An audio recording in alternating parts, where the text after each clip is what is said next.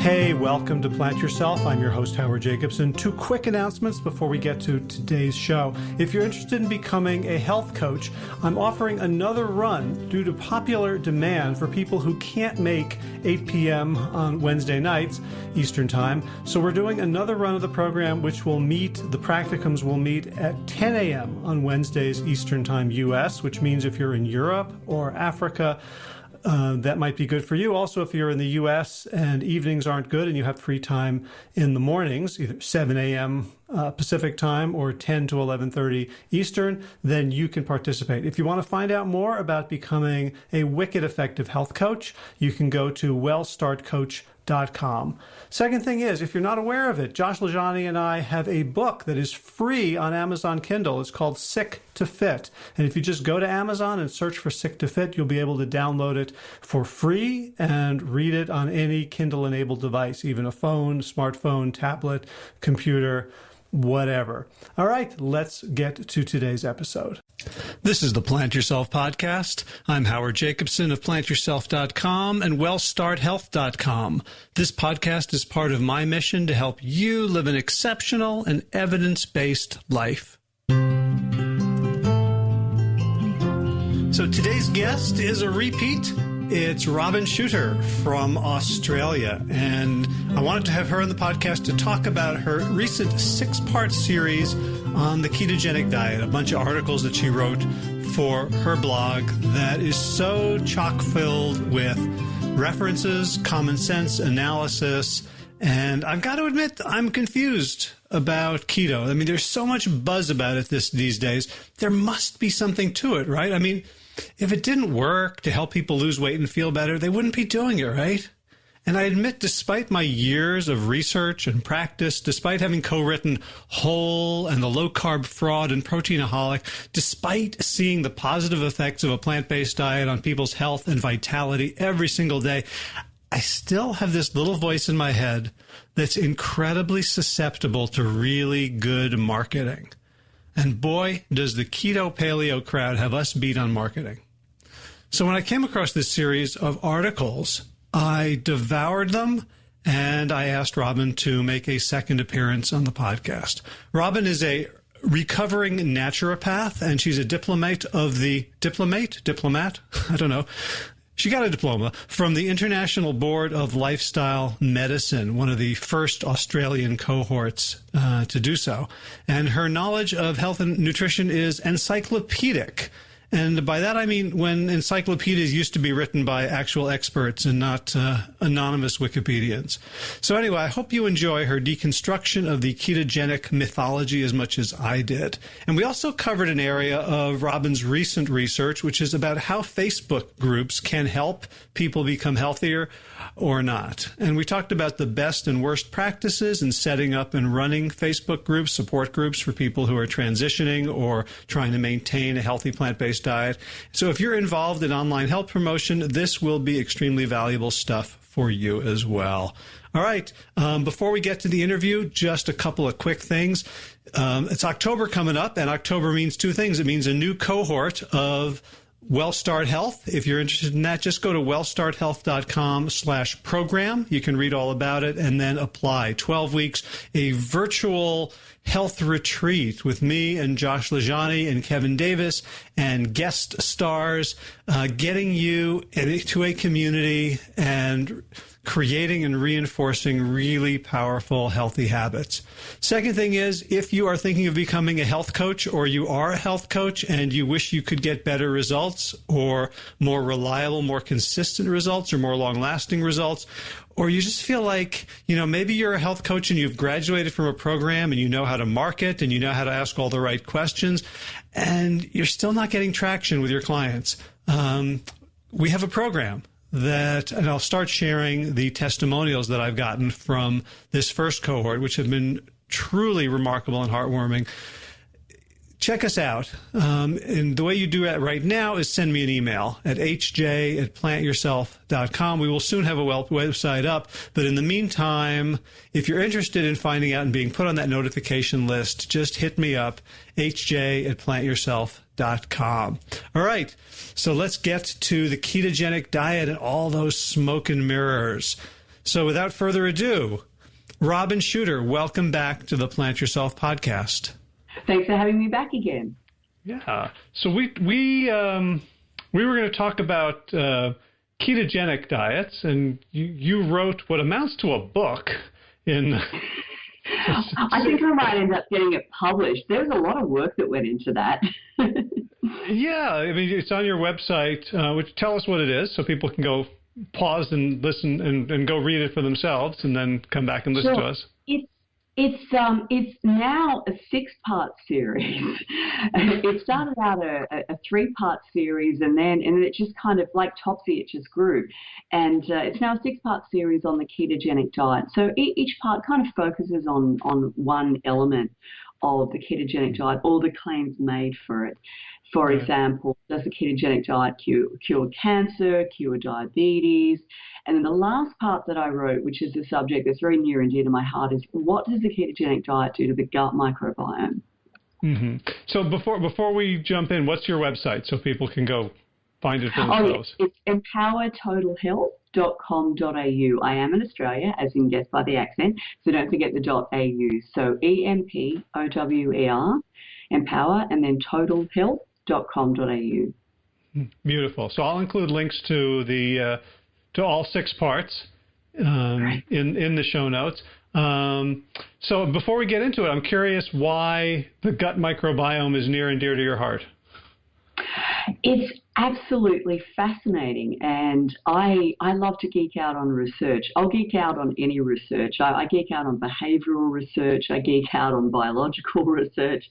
I just geek out on research. And the gut microbiome is just so incredible in terms of the effect that it has on our behavior, on our food preferences, on our disease risks, and let's just say the impact of the ketogenic diet on the gut microbiome is not good. Obviously, there is a lot still to be discovered about the gut microbiome. We don't yet know exactly what constitutes a healthy gut microbiome, but the changes that are seen in the gut microbiota of people who go on carb-restricted, high-fat diets, it really in the opposite direction to the patterns that we see as being associated with health.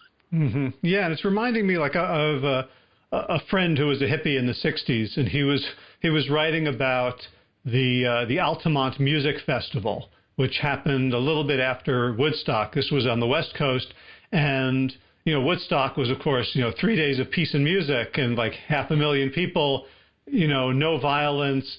Altamont, there was deaths, there was violence, there was terror. Mm. And it turns out that like the main cause, according to people who were there and who were part of it, was the decision by the concert promoters to hire Hell's Angels motorcycle gang to be the security.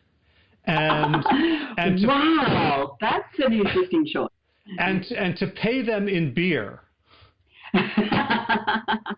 And kind of that's what I'm thinking about with the microbiome. That, so there's so many more of them than us, like in terms of the microbes in our bodies. Like I've heard, 100 trillion, like 10 times more of them, of their cells than our cells. I don't know what the percentage of DNA, there is 100 to 150 times more microbial DNA than human DNA in the human body. Which is extraordinary. Yeah. All right. So it's like, who do I want? Defending me? Do I want a bunch of drunken Hell's Angels, or do I want qualified security personnel, going around and policing my body? Yeah, that's a really striking analogy, actually. And I even like that the fact that the Hells Angels were paid in beer. It's kind of like we pay our microbiota in leftover food.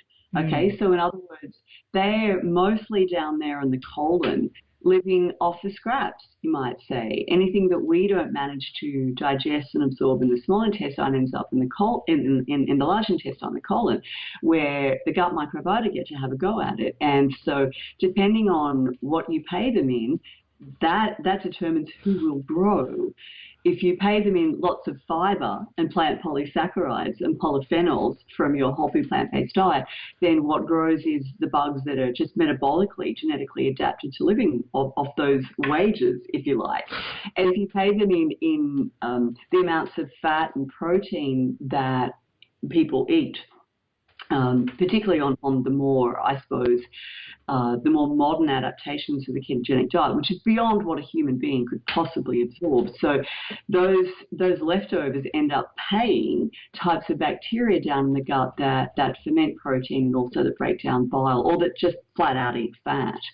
And I mean, I've never thought of them as Hell's Angels, but that's actually a really good analogy. Yeah. All right. I just want to make sure I don't have anything against Hell's Angels. Just, you know. Hell's Angels are lovely, I'm sure. Yeah, just just didn't work out at Altamont in the late '60s. No, apparently not. So we know that the gut microbiome changes based on what we're feeding it, and if we're doing this ketogenic diet, they're getting a very, very specific set of nutrients that determine their makeup. Let's start from the very beginning, because one of the things I loved about your 6-part series is that essentially parts 1 and 2 are the basics. So before, yes. I play on an old men's sports team, so a lot of these guys are doing keto, as they say, and we can argue about it, but nobody knows what anyone's talking about. So let's go to first principles and tell us, like, what does ketogenic mean? What are ketone bodies? Why do we even have them in the first place? And what's their evolutionary significance for our health?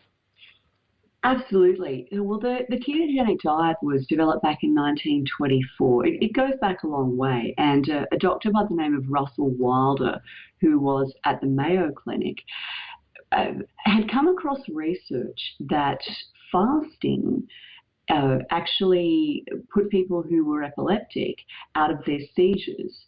And this research on seizure disorders being essentially, you might say, cured by fasting went back as far as 1910. And Wilder hypothesized that ketone bodies that were generated during this anti-seizure effect. So that was great, but of course, as we all know, you can't fast forever. Eventually, you're going to run out of food and you die, or you run out of bodily reserves and you die. And this applies particularly to children. And he was concerned that he was seeing epileptic children. They weren't responsive to the anti-seizure medications that are available at the time. They're what are called drug-resistant epilepsy or refractory epilepsy. And so he hypothesized that if he could put them on a diet that generated ketone bodies, that might have the same effect on epilepsy as actually fasting. And it turned out that he was right. So he developed what was known as, what is now known, because there are so many versions of it, as the classic ketogenic diet. And this was a diet that was 6% protein, 4%, this is on the basis of calories, so 6% calories from protein, 4% calories from fat, and of course the remaining 90% was carbohydrate. And there have since been several... Wait a minute, I thought it was almost no carbohydrates. I'm sorry, 90% calories from fat is what I meant to say. Okay, so 4%? Uh-huh. Yep, 90% fat, 6% protein, 4% carbohydrate. Gotcha. Sorry. Okay. Yep. All right. And it worked fairly well. It doesn't work for every child with refractory epilepsy, but for those for whom it works pretty well. And they would have to be on the diet for anywhere from several months to a year or so. And once they were seizure-free, then carbohydrates were slowly reintroduced back into their diet. And, on the whole, they remained seizure-free. And since then, a number of variants on that classic ketogenic diet have been developed for the treatment of epilepsy that allow a little more carbohydrate, but they still are extremely low carbohydrate diets. Mm-hmm. Okay, so what's the biology of ketones and all this? Yeah, okay. Well, I think most people are aware that the primary fuel of really most cells in the human body is glucose. And this is particularly true of the brain. The brain's really very heavily dependent on a constant supply of glucose. When we eat, if we eat carbohydrates, that is, our blood sugar level goes up, and the brain's then able to run off the carbohydrate that's available just from the meal that you ate. But the liver starts kind of withdrawing, you might say, withdrawing glucose from the bloodstream and storing it up as glycogen. So the liver stores a certain amount of glycogen, the muscles store some more. And in between meals, the muscles will happily run off their own glycogen, and the liver releases glycogen into the bloodstream so that the brain and other glucose-dependent tissues can have some of that. But our liver glycogen stores run out fairly quickly, and the muscles are miserly. Muscles don't share their glycogen stores with anybody else. They keep it for themselves. So once the liver sort of reaches a critical point in terms of its glycogen supply, it then directs a process called gluconeogenesis. So glucose, neo, new, and genesis, the creation of. So gluconeogenesis is the creation of new glucose from stuff that wasn't glucose, stuff that wasn't carbohydrate.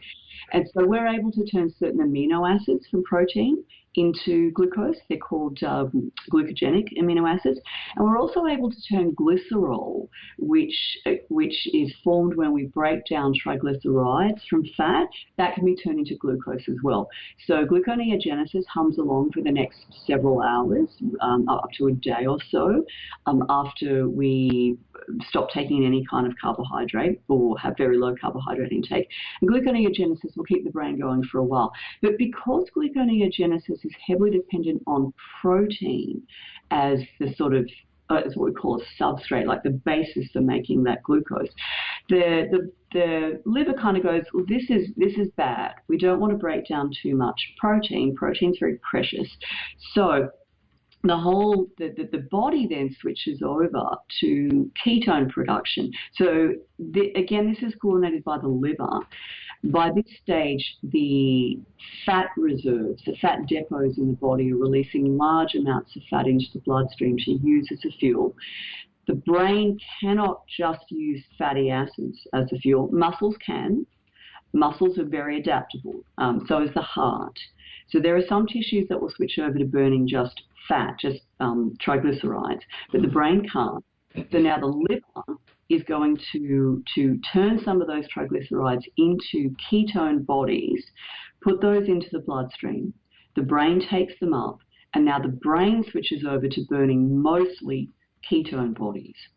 The brain still requires a small amount of glucose. There's an obligatory usage of glucose because the brain can't run entirely on ketone bodies. It needs some glucose for efficiency.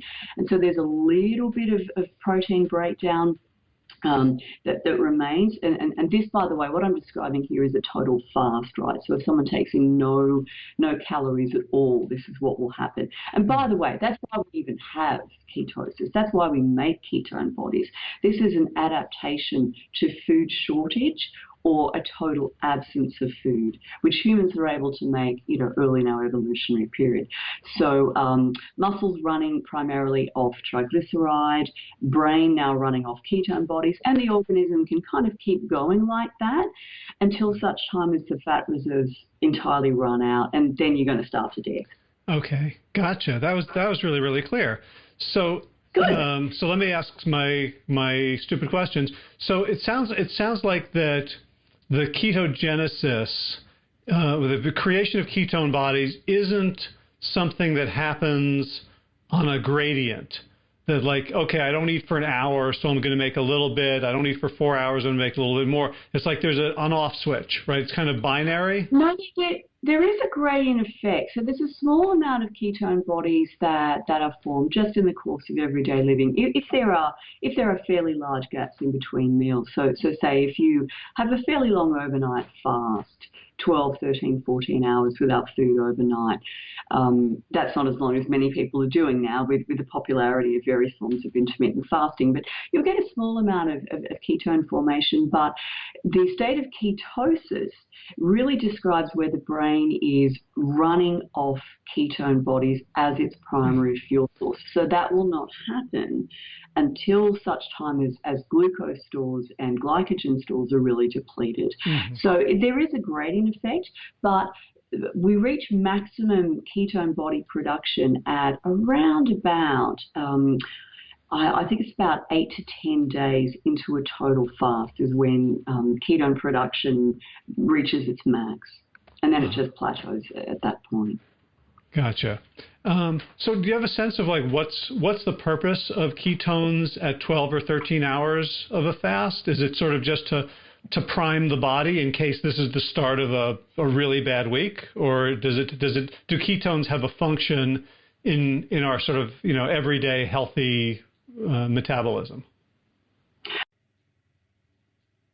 Think of keeping a backup generator. A hospital has to have a reliable electricity supply, and say there's a storm and the electricity supply is cut off. We've got all these people who are on ventilators and machines that are keeping them alive, and there are surgeons who might be doing an operation in the middle of this electrical storm, and so they have to have backup power source. They have a diesel generator, so it's not as efficient, and they can use it just to keep everybody alive. But as soon as possible, they want to get back on the grid.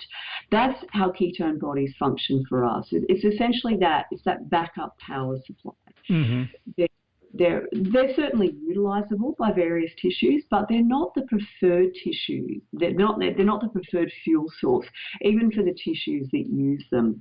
I think a very interesting example of this is that young babies do use ketone bodies to fuel their brain. This is when they're newborn to around 6 months. As the human brain grows and becomes more complex, and we're using it for a lot more tasks than just, eating and pooping and crying, then the relative proportion of glucose that the brain uses rises dramatically. So in other words, complex activities of the brain are very dependent on glucose rather than ketone bodies. So you might say the high functions of the brain are what are lost or compromised when a person is in ketosis. And again, looking at the evolutionary background to this, that makes sense. If early humans were in ketosis when they were essentially starving, this wasn't going to be a time when they were, making up poems and stories or carrying out rituals to sort of bond their tribe. They were hungry and they were looking for food. So it's kind of like that reptilian brain. It function entirely well on ketone bodies. Look for food. What can we do to survive? But anything that you might say is higher functions, pretty compromised when the brain doesn't have enough glucose. Gotcha. So when I think about like intermittent fasting, and I came off a 7-day water fast a few weeks ago. That's when I released a pretty raw podcast episode that you might say was based on, it was maybe less reflective and more raw than usual. So maybe that was my version of look for food. It was actually one of my favorite episodes so far. Just saying. Oh, thanks. Some of our filters maybe aren't so useful all the time. So when I think about intermittent fasting, I think about something that is a stressor that we don't want to do all the time, but we also want to do it sometimes. Like, just like working our muscles to failure is a stressor, but we don't want to become fragile, right? We want to stress ourselves strategically and intermittently, and maybe so that like that's saying, like, what doesn't kill us makes us stronger. However, there's actually a term for that in biology. It's called hormesis, or a hormetic stress, and which is pretty much defined as whatever doesn't kill you makes you stronger. So definitely exercise is a hormetic stress. And yeah, I would agree, fasting is a hormetic stress as well. The fact is we are adapted to do it, and our modern environment doesn't provide us with the, you might say, natural opportunities to practice it. So now we have to voluntarily do it. Uh-huh. Okay, that was my question, whether ketosis occasionally was more like exercise or more like cutting ourselves with a rusty blade, which is... It's interesting that many of the benefits that we see with fasting, with water-only fasting, are extraordinarily similar to the benefits documented with exercise. For instance, enhanced glucose tolerance and kind of like a recalibration of the autonomic nervous system. So in that sense, I think we can certainly say that the state of fasting, which involves more than ketosis, by the way, although water-only fasting is definitely dependent on the capacity to go into ketosis. So there's more to fasting than just ketosis, but it is probable that running on ketosis for limited periods of time may be part of that hormetic stress situation. Mm-hmm. Gotcha. So there was this diet that way back in the 20s that was 90% fat, 6% protein, 4% carbohydrates, which to me sounds like not much fun. And no. And even when I was eating at my worst, like that doesn't sound like fun for anybody. There are two major problems with the ketogenic diet applied to epilepsy. One is just what they call a lack of dietary tolerance. Kids can't stand it. It's disgusting. It tastes awful. They really jones for carbs. And the other thing is that there are some massive gastroenterological side effects. So nausea, for instance, they get diarrhea. They become more prone to gallstones, and there are some fairly nasty cardiovascular side effects as well. So cardiomyopathy, where the muscles of the heart weaken, has been a cause for quite a number of people, of epileptics who are being treated with this diet to have to drop out of treatment. And also cardiac arrhythmias, I should say, as well. And people do die doing this ketogenic diet. I remember reading case reports of lipoid pneumonia where people actually aspirate fat into the lungs and then develop pneumonia and die. So, it's not without its problems. Mm-hmm. And as I say, like as soon as people are seizure-free for, the requisite period of time, they can't wait to get back on carbohydrates. Okay, so given that this was a disgusting, harmful diet that only was used for people for whom the potential benefits outweighed all the side effects and risks, how the hell did this get so popular? That's a really good question. Now, I can answer that in several ways. The first way is that was the classic ketogenic diet, and since then, multiple variants of it have been developed, and they involve more protein, slightly less fat, a higher carbohydrate content, and so they're somewhat more palatable. And then the other thing is, the other explanation is that sometimes humans just do really deeply weird stuff. I was listening to an interview with David Goldman the other day, and he was talking about, he's an exercise physiologist for those who don't know, who was formerly at True North Health Centre. And he was talking about a study that he'd read where people who were put on a ketogenic diet, their exercise performance was tested. And those who actually had the worst exercise performance rated themselves as feeling the best and having the fastest recovery. And his theory for this is that, and I thought it was pretty interesting, was that if there's this adaptation that kicks in when you're starving, and if it keeps going, you're going to die. There's kind of a kindness built into the system that at least you might die happy. In other words, you might kind of feel deluded enough that actually everything's going pretty well while you're dying. That is not being tested out to the best of my knowledge, but it's an interesting hypothesis. So in other words, people might be in a delusional state while in ketosis. Well, if you say it affects brain function, then like I guess one of the main qualities of being impaired is that you aren't aware that you're impaired. Yes. I think it's also interesting that every religious and spiritual tradition that I know of incorporates fasting practices, and mostly they're not as full tilt as a lengthy water only fast, but sometimes it is. And so when people fast for long periods of time and have what they perceive to be spiritual experiences, are they having spiritual experiences or are they having delusions? I don't know. I mean, how do you even answer that question? It's intriguing.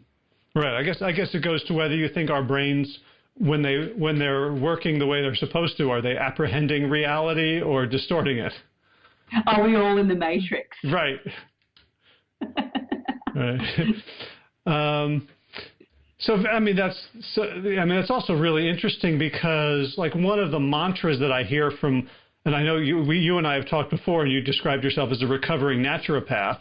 So that one of the favorite mantras of naturopathy is like, bioindividuality, and you see how this makes you feel. And like we can do objective measures. We can put someone in a keto diet and see that, okay, they suck at bicycling or running or the stress test. And if we know this and we're still letting them get away with, oh yeah, I think I feel great. I'm euphoric now. I'm Superman. Let's face it. Alcohol can make you feel better. Cocaine. I'm sure. I haven't done it personally. It's very expensive. Yeah. But I'm sure when people snort coke, they feel better. And when people, at least when smokers smoke cigarettes, they definitely feel better. When people drink coffee, they feel better. But the question is, are they getting better or are they merely feeling better? And that's why we have science. That's why we have objective tests so that we can put people on a treadmill and see how long it takes for them to run to exhaustion. We can check their max VO2 and all that sort of stuff. And we could also have objective measures how quickly they recover, which was one of the other things that was noted in the study that David Goldman was talking about. And of course, then we have long-term follow-up studies to actually objectively track how people do over time with various diet and lifestyle habits. Mm-hmm. So my understanding, and I don't know that I have science to back this up, is that, but I certainly anecdotally, like people that I talk to who are doing Atkins or low carb, almost all of them fail and blame themselves. Yeah. Right. Yeah. So it sounds like, if we took these kids in the 1920s who are epileptics who are trying to get this stuff down, that you'd probably have the same, high dropout rate of the study. But at least people go, you know what, this is almost untenable and disgusting. But now we have, like, what does, I don't even know, like, what does a ketogenic diet look like? Like, I went to a Frisbee tournament with a bunch of my buddies, several of whom are doing keto. So we went shopping. I got avocados and kale and sweet potatoes. They got milk and like 4 cartons of eggs and lots of bacon. And like that was their breakfast before we went and ran around for 4 hours. So For starters, most people who say that they're quote-unquote doing keto are not doing anything remotely approximating a ketogenic diet. I mean, if you're doing a ketogenic diet, as in what is prescribed for epilepsy, you're weighing and measuring every morsel of food that you eat. You're using keto sticks to actually check that you're in ketosis. In the case of someone with epilepsy, if they slip out of ketosis at any stage during the day, it actually compromises the efficacy of the treatment, and they're likely to have a seizure.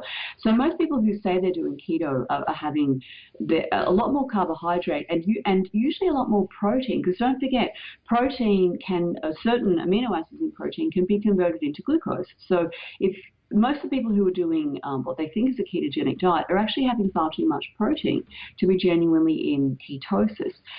What actually does a ketogenic diet consist of? It's a lot of oil, a lot of just foods that are extremely high in fat and low in carbohydrate and low in protein as well. So like oil, lard. Yeah, I mean, milk, for instance, has carbohydrate in the form of lactose, so I can't see how that would fit into a truly ketogenic diet. So I guess when people say they're doing keto, they're not talking about classic keto or even any of the... No, they're not. But even the variants of the classic ketogenic diet that involve a little more protein and carbohydrate is still not what the average person who thinks they're doing keto is doing. So is this just a marketing label thrown over eat lots of animal foods? In my observation of it, yes. I guess that's it. Like we're fighting a straw man here. It's like John McDougall always says, people love to hear good news about their bad habits. So if you love bacon, you're going to look for a diet that justifies your consumption of bacon. And so Atkins is a bit old hat now. No one really talks about doing Atkins anymore. And some versions of, well, I mean, bacon definitely does not fit into a Paleolithic diet because, newsflash, humans were not curing pig meat and consuming that. So what is the only diet that's sort of currently doing the rounds that really justifies your consumption of bacon? Well, it's keto.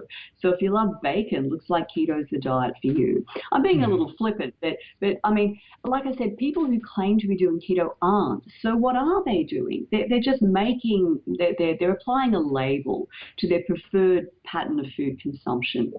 And so it's based on sort of fear, carbophobia, right? Like carbophobia, exactly. Right. So if I can't, potatoes, corn, rice, beans because of the lectins, so that's all off.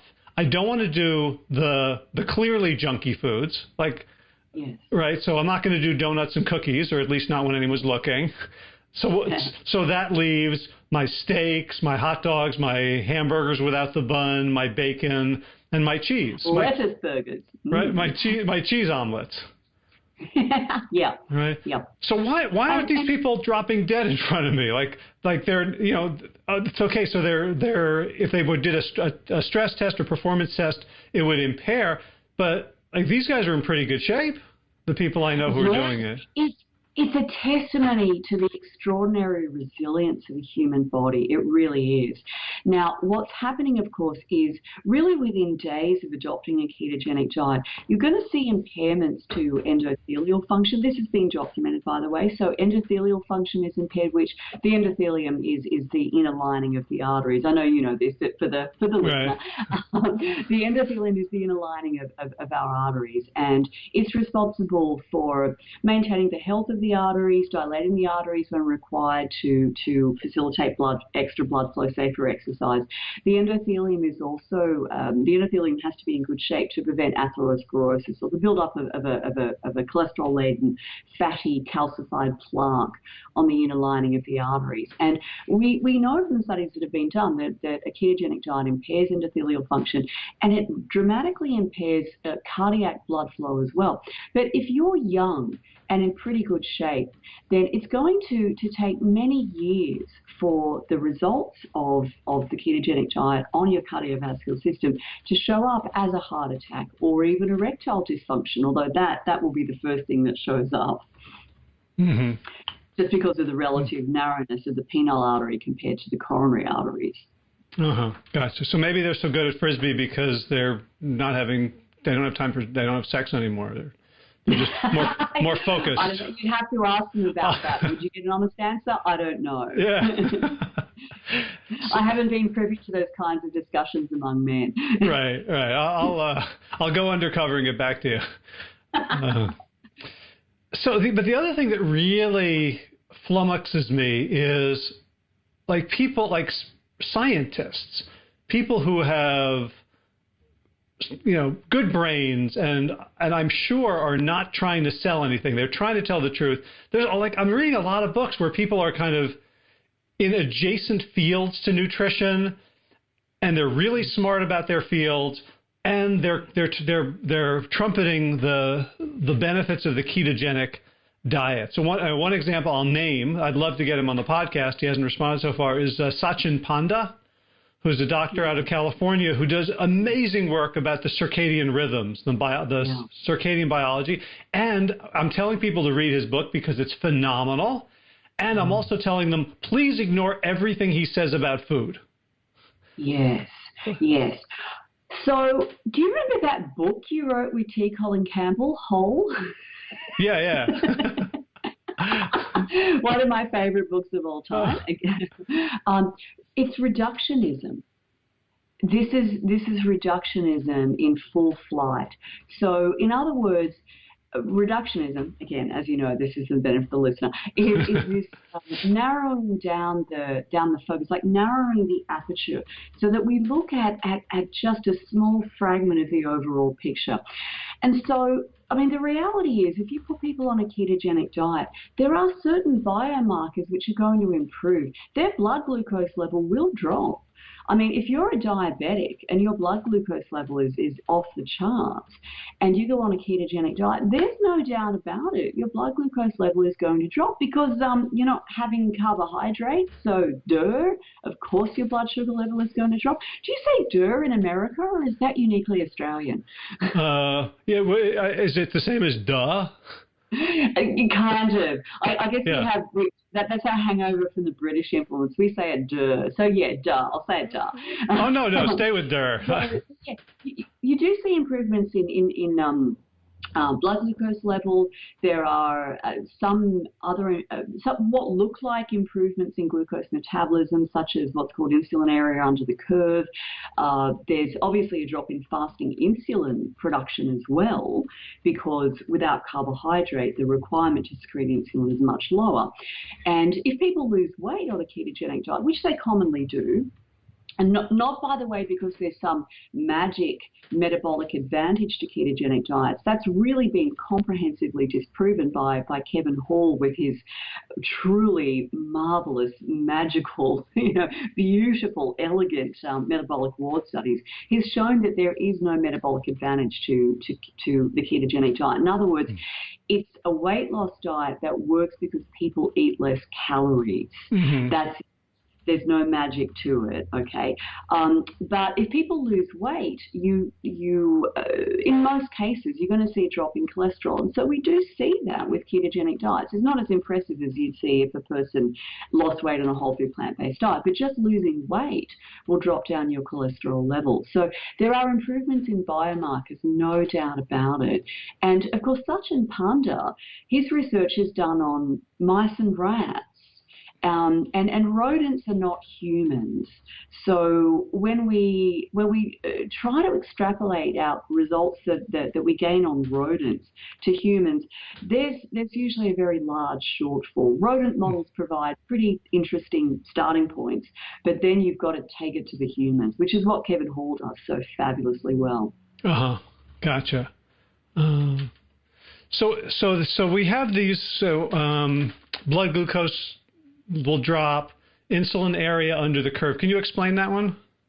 It's really just the amount of insulin that needs to be secreted over time to return the blood glucose level to normal. Mm-hmm. So if a person is very insulin resistant, and that's the hallmark of type 2 diabetes, but by the way, it does also develop over time with most type 1s, then if a person is insulin resistant, their pancreas will have to secrete a lot more insulin to try to get that blood glucose level back down to normal again. Okay. So my understanding of certainly insulin resistant diabetes is that it's a disease of too much fat in the muscles. It starts off with too much fat in the muscles, and fat then accumulates in the liver as well, and eventually fat accumulates in the pancreas itself. And those little pockets of fat that are invading the muscle tissue, the liver tissue, and the pancreatic tissue are highly inflammatory. And so this accumulation of fat within the pancreas actually produces inflammatory chemicals that kill beta cells, the insulin-secreting cells. So over time that becomes what, type 1.5?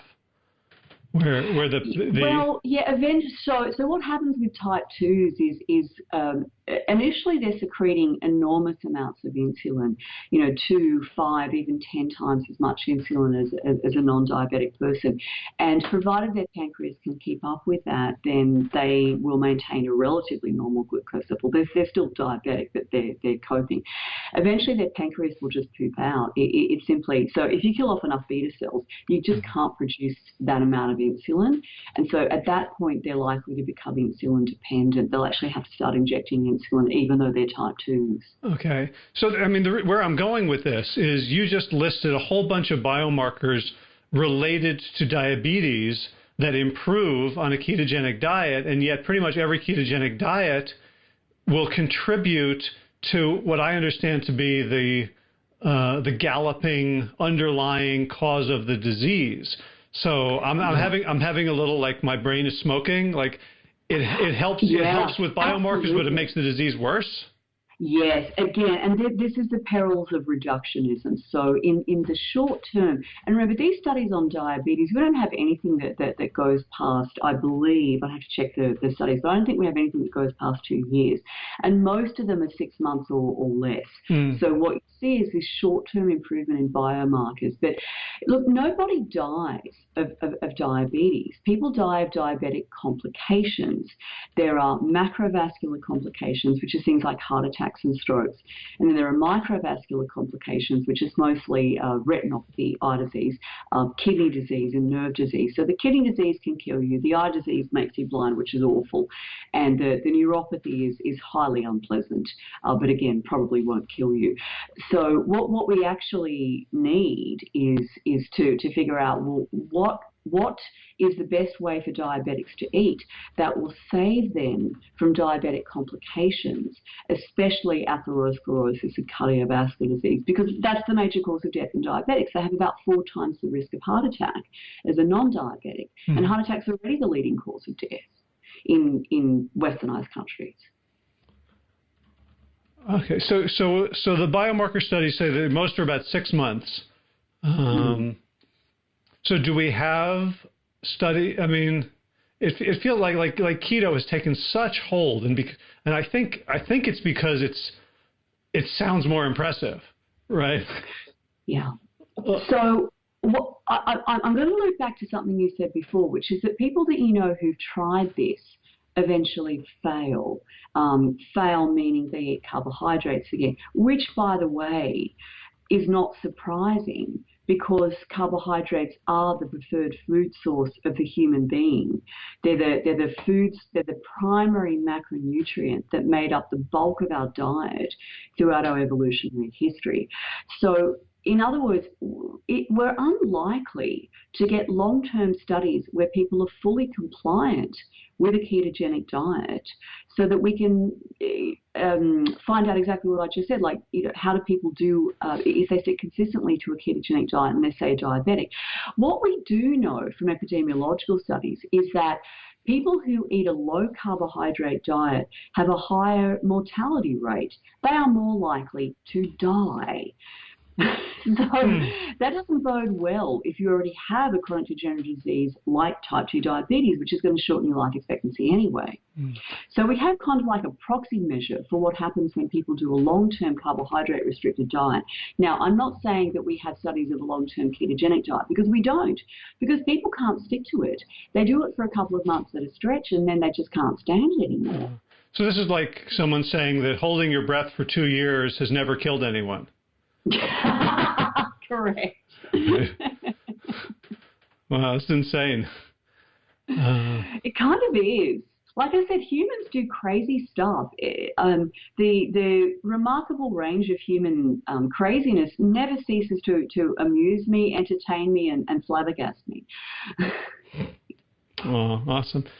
Well, I feel like we've anyone who's listening to this who is convincible has been convinced to not do this keto madness. Could we switch gears for the last little bit?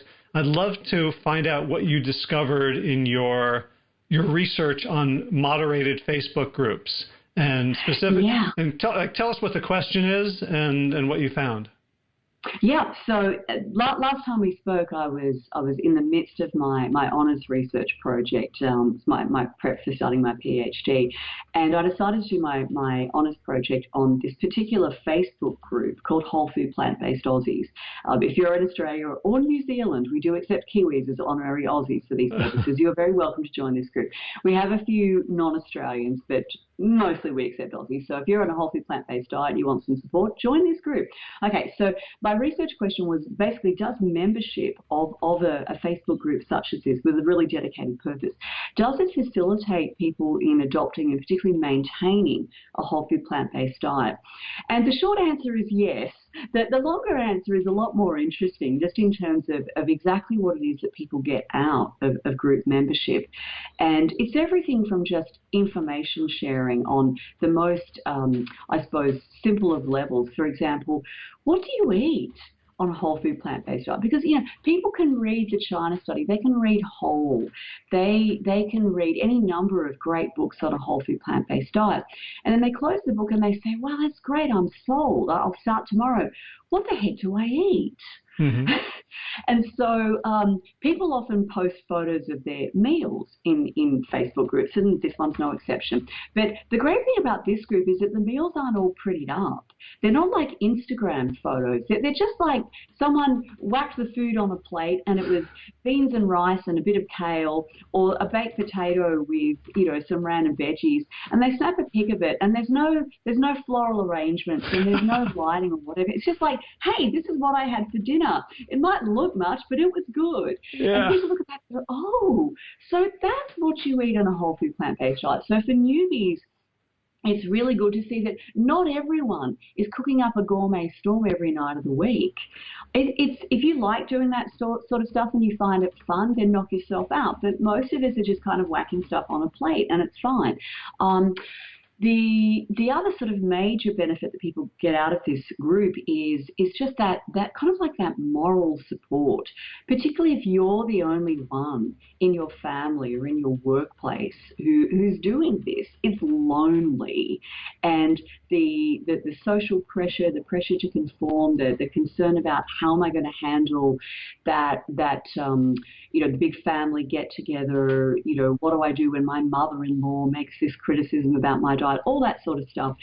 People actually get enormous amounts of support through this Facebook group. The well-moderated part is really important, because people can behave incredibly badly in online, due to the anonymity of social media. And so this group, the admins run a very tight ship, and anyone who's nasty just gets booted out. Right. Well, I was going to ask about that, because I'm involved in training coaches, so I've become very sensitive to like things that work and things that don't work. And like nobody, like a lot of people would never be nasty and they want to be helpful, and yet they can be extremely unhelpful. Sort of lay people. If someone says, "Oh, I did a bad meal," and they'll either, they'll say, "Oh, just shake it off," and like something like meant to make them feel well, but ultimately unhelpful. I'm curious, like, what are the qualities and the behaviors of moderators that you see as being particularly effective? Yeah, okay, that's a really interesting question, because I interviewed one of the moderators as part of my research project, and the quality of a moderator is, look, it's a couple of things. Number one, they really keep the purpose of the group in mind. And so sometimes threads will get started where people are discussing things that are really kind of outside the scope of the group's purpose. And it may not be a nasty conversation, but it's really just unhelpful. Like, in other words, if you're posting pictures of a Beyond Burger product, and sort of oohing and ahhing over it. Okay, look, people might like that, but it doesn't really fit into a whole food plant-based diet. Mm-hmm. And so posts like that will actually get deleted. And sometimes members get a bit offended by that, but it's like, no, if you want to discuss that sort of stuff, there are tons of vegan Facebook groups that you could join. In terms of the issue that you just raised, because it's kind of interesting, when people do reach out, when they're having problems, or there's a dilemma and they're trying to, access the group mind to get help on it, they will receive a whole variety of different forms of advice. I've not really seen the moderators get involved in that. I think their perspective on that is, do you know what? Something out of this might serve not necessarily the person who posed the question, but perhaps someone else who is reading the thread. And so they tend not to intervene with that. So a moderator has a pretty finely tuned sensitivity to things that could upset people or offend them, things that are not relevant or appropriate or applicable to the group. And, let me see. It wasn't, to be honest, it wasn't really a focus of my research, but it is an intriguing question. I think there's always a question behind the question. You know what I'm saying? When a person posts a question in social media, I always find it difficult because I want to actually talk to them and find out what the question is behind the question. Right. And so I think, if I were the moderator, and often I do this because I'll just jump in and contribute to these questions as well.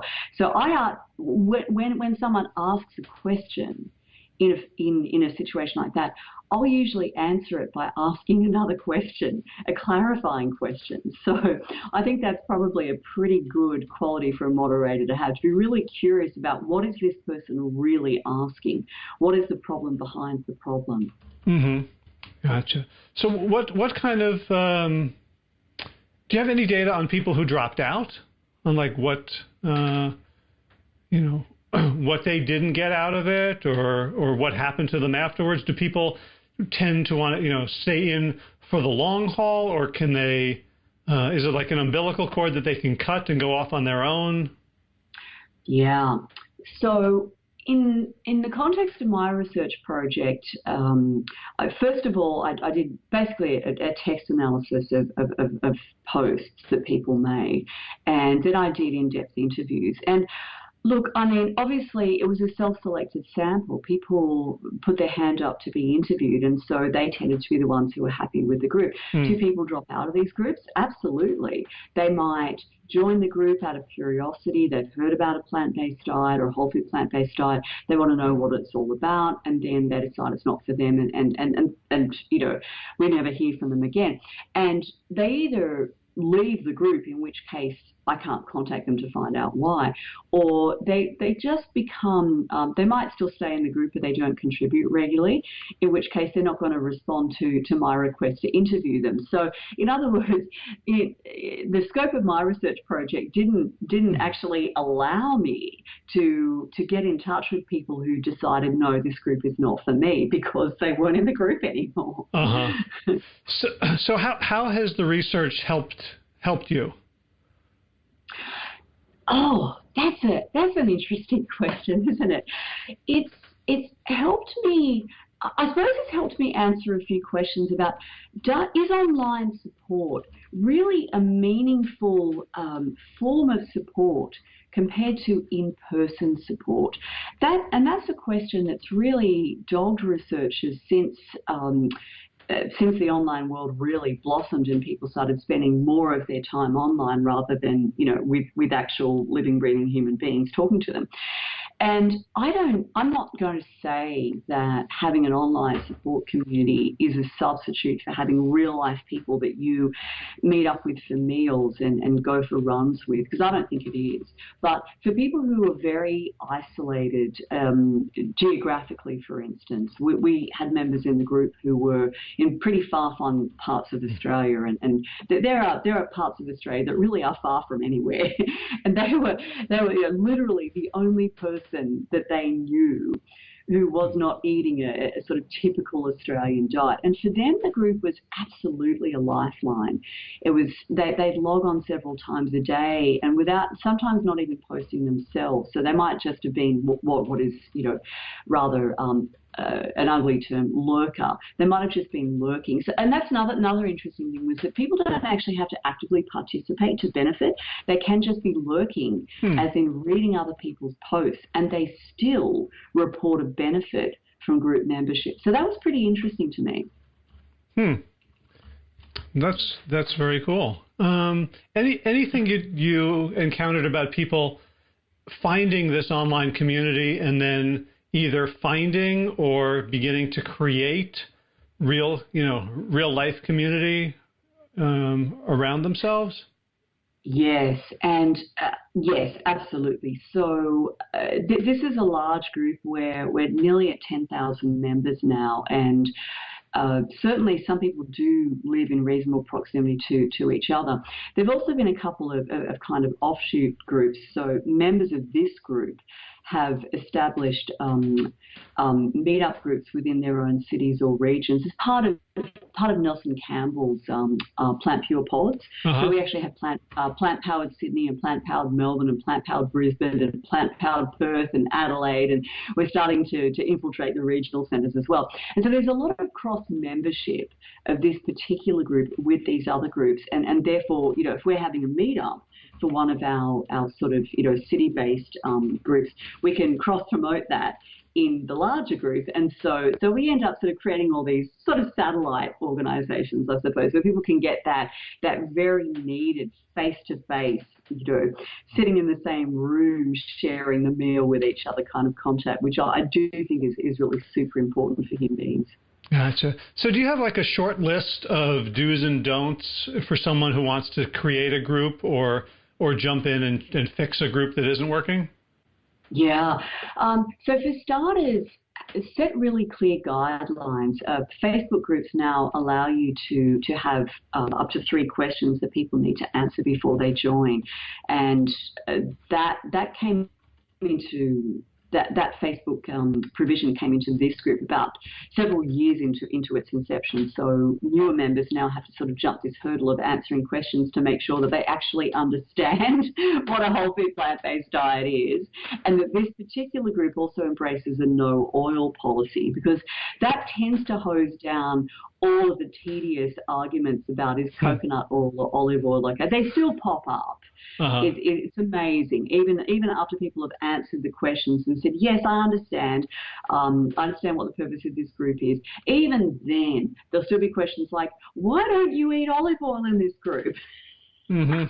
Blows everyone's mind. But have questions. It at least weeds out a lot of that stuff that people just not understanding. What else? So if you're either founding a group or you're trying to fix a group that's sort of gone off the rails, you need to allocate a fair amount of time to actually be in the group and reading posts. This particular group has 5 moderators, and one of them is in Europe. So between the 5 of them, they cover different time zones. They're awake at different times of the day. And so if some discussion has sort of got a bit ugly and trouble is brewing in the group, there's always someone who's able to get in there and just hose it down, or, if necessary, delete particular posts if there's offensive language, or delete an entire thread if it's clearly just gone completely pear-shaped and there's no saving it. And what else? How else do you save a group?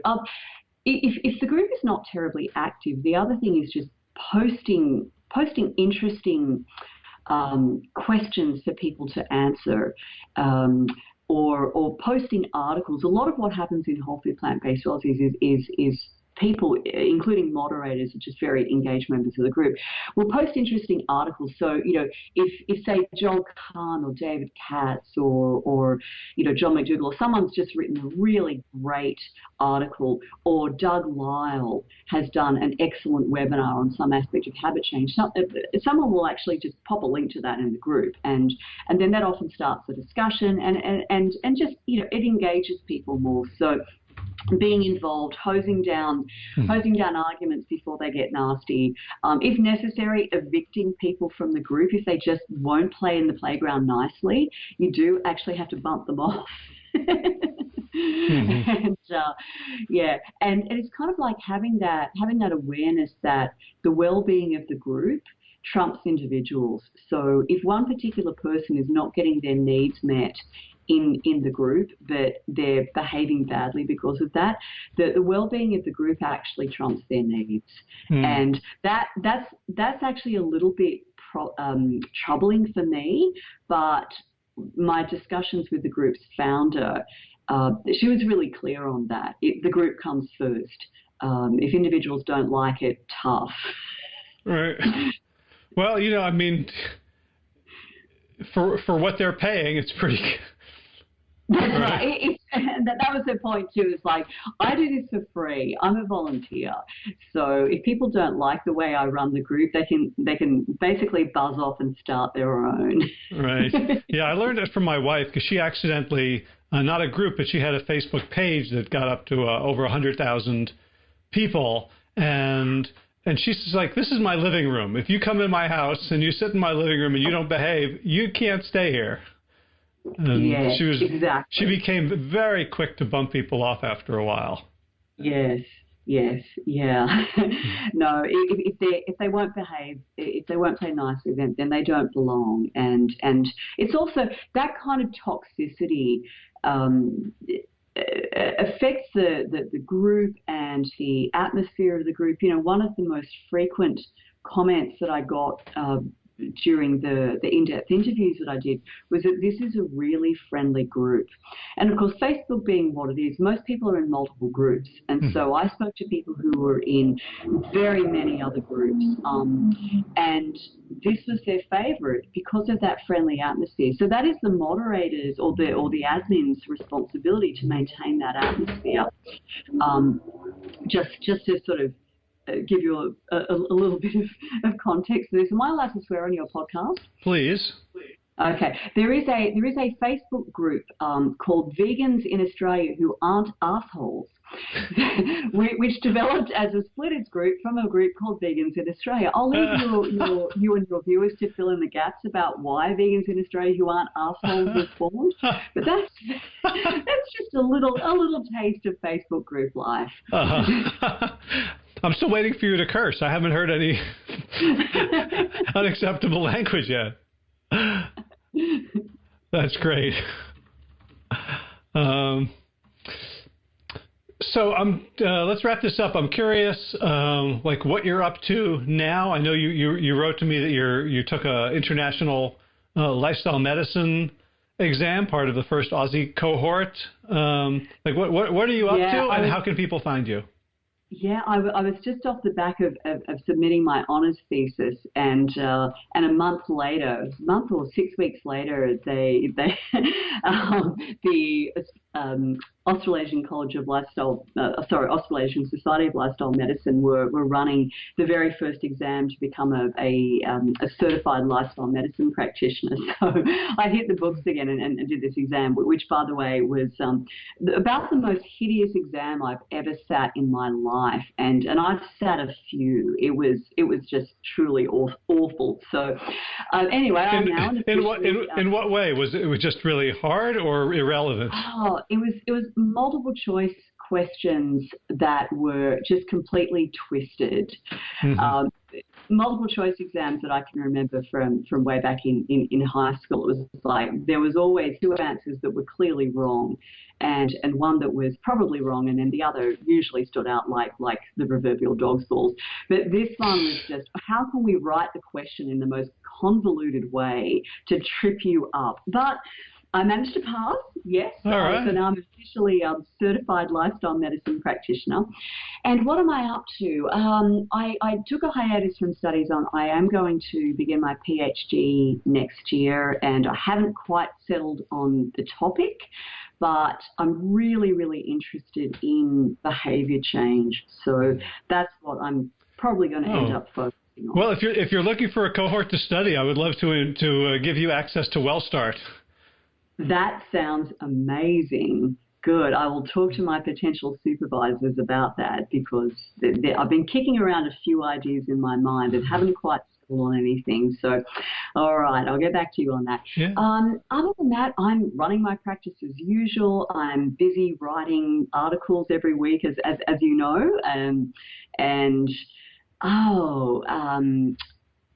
also I know you have the Holistic Holiday at Sea that's been running in the US for a number of years. Well, our first version of that in Australia is running in October, and I'm going to be one of the cruise presenters. It's called and now I'm having a mental blank. What is the name of this event? It'll come to me in a sec. But if you look up plantbasedcruise.com.au, for those who want to sort of just squeak under the line, plantbasedcruise.com.au. And so that will be the first kind of, it is a whole food plant-based cruise, so there's going to be lots of lectures and whole food cooking demos, and I'll be speaking about the gut microbiome and psychosocial factors in cardiovascular disease and behaviour change and a bunch of other things. So that's what I'm up to in October. In this month, next week, I'm flying over to San Diego for the Plant-Based Nutrition Healthcare Conference. I'll see you there. So we get to do a face-to-face, which will be fun. Awesome. Your first time, right? In San Diego? Yeah. Yeah. Your first time at this conference? Yes. I'm doing Plantrition, and then in October I'm doing the ACLM conference in Indianapolis. So I'm I haven't got to their one yet. Yeah. It sounds amazing. Yeah. This is my first time at the Plant-Based Nutrition Healthcare Conference. I'm a repeat offender. It is my favorite conference to go to because, and this is going to sound weird, but people hug. You don't normally go to medical conferences where people hug, but there is a lot of hugging going on at this conference, and it's cool. Yeah, well, the way they eat, they probably don't smell very bad. That's a good point. And all of those greens and beans feed up their good gut bacteria and just produce all the serotonin and make them really happy. That's my theory. Cool. Well, that could be your other PhD thesis.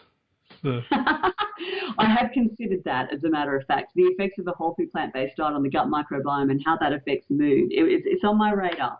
Uh-huh. I have a potential PhD supervisor for that. Awesome. And tell us one more time your website so people can follow you.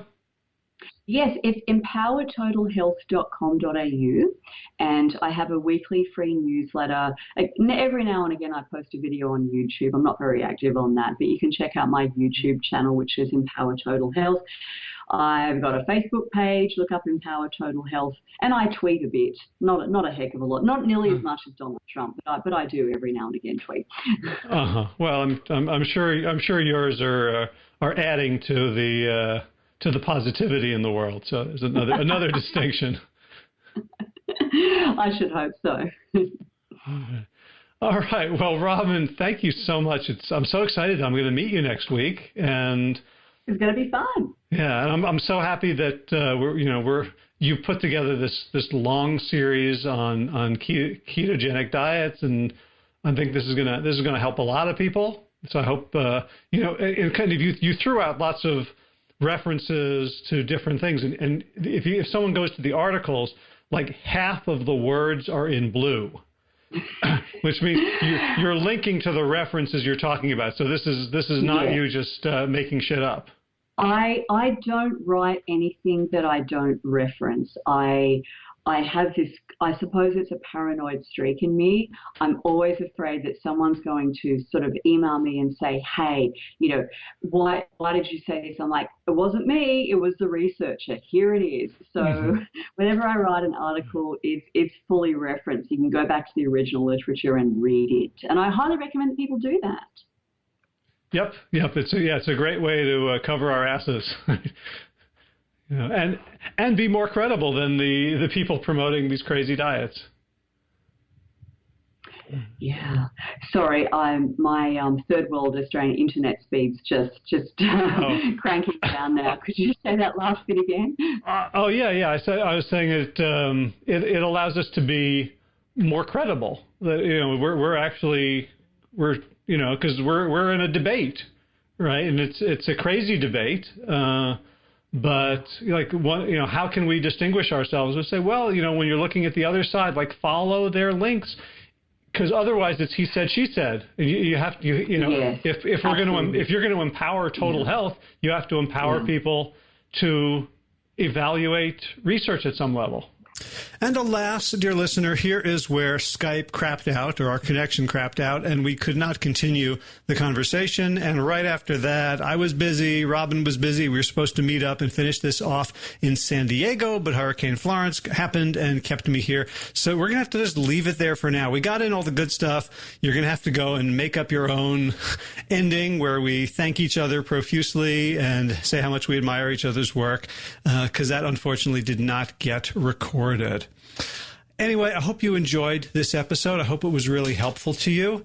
If you would like to check out the show notes with the links, you can do so at plantyourself.com/289. If you're new to the show, you can catch up on 288 archived episodes over at plantyourself.com. And if you like what you're hearing, you can support the show. There's a whole bunch of ways to do that. The most direct and most obvious is to become a patron at patreon.com/plantyourself. You can make an ongoing monthly contribution that allows me to devote time and resources to finding guests, preparing, having the interviews, editing, uploading, hosting, all that stuff. So that's really, really appreciated if you are getting value out of this and you'd like to share some of the costs with me.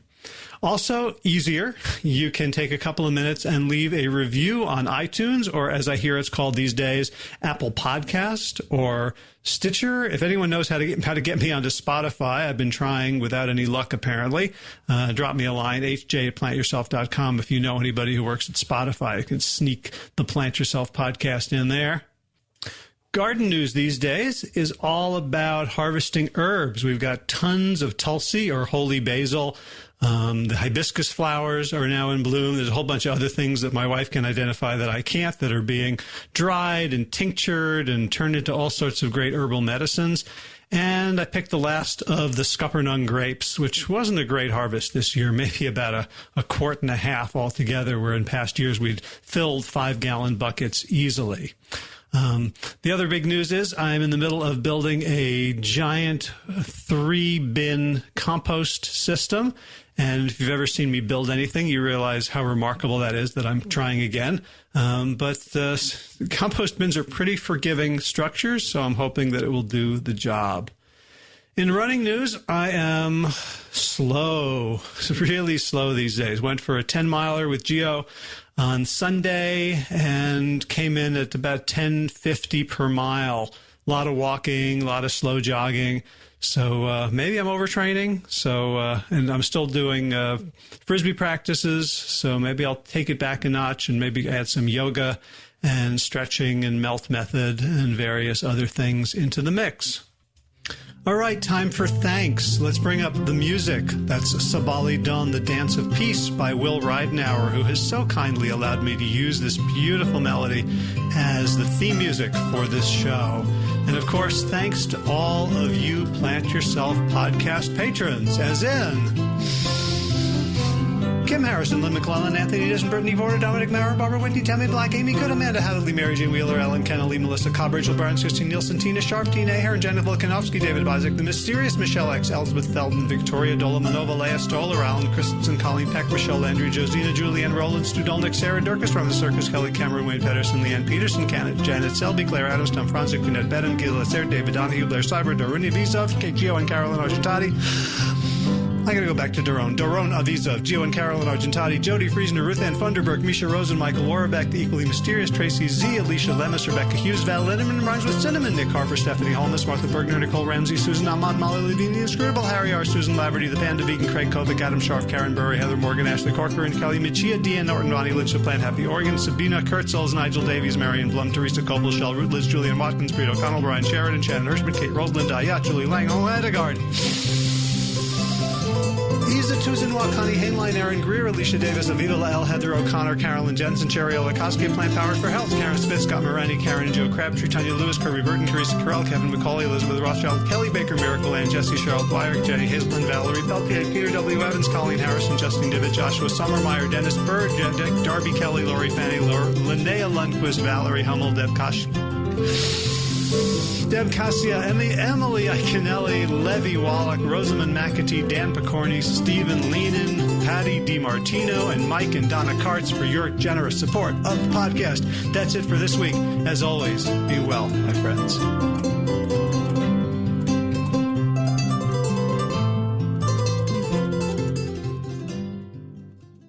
All right, time for thanks. Thanks to Will Ridenauer for allowing me to use his beautiful song Sabali Dawn, The Dance of Peace. You can find more of Will's music at his website, willridenauer.com.